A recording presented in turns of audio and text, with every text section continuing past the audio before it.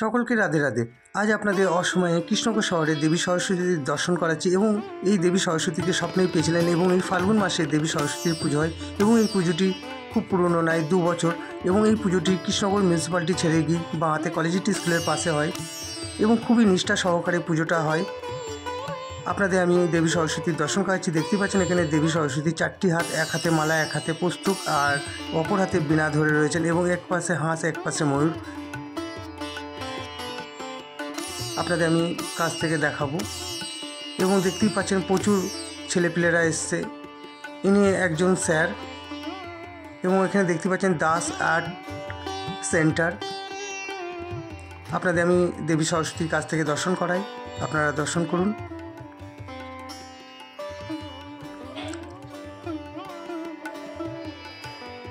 এবং পুরো শাস্ত্রমতে পুজো হয়। আমি জিজ্ঞাসা করেছিলাম দাদাভাইকে, আপনাদের দাদাভাইয়ের সাক্ষাৎকারও আমি শোনাবো।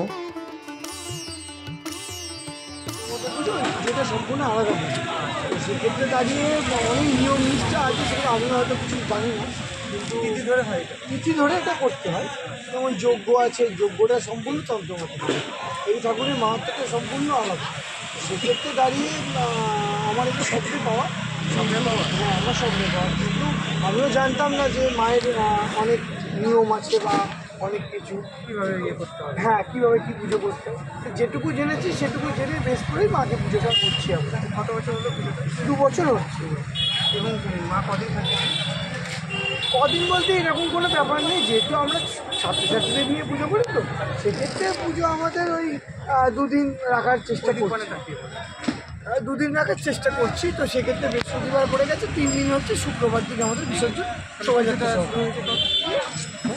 শুরু হয়েছে। পুজো শুরু হয়েছে আগামী বছর থেকে। পুজোটা কালকে থেকে না, আজকে পুজো, হ্যাঁ আজকে প্রথম দিন। এবং এখানে বাচ্চাদের নিয়ে হ্যাঁ একটু সাংস্কৃতিক অনুষ্ঠান রেখেছিল, সম্পূর্ণ যেহেতু বাচ্চাদের নিয়ে পুজো, সেই জন্য বাচ্চাদের নিয়েই সব কিছু আমাদের ভালো লাগলো। দেখতেই পাচ্ছেন কত সুন্দর আলো দিয়ে সাজিয়েছে কৃষ্ণনগর শহরটাকে। এবং গতকাল সাংস্কৃতিক অনুষ্ঠানও হয়ে গেছে বাচ্চাদের নিয়ে, প্রচুর প্রাইজও পেয়েছেন সবাই।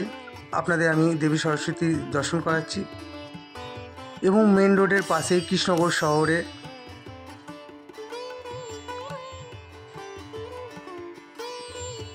এবং দেবী সরস্বতীর আগামী দিন বিসর্জন।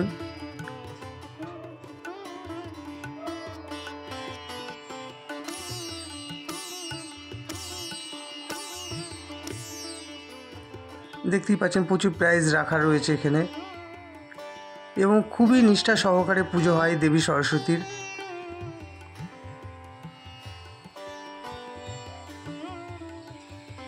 দেখতেই পাচ্ছেন দেবী সরস্বতীর এক হাতে মালা, এক হাতে পুস্তক,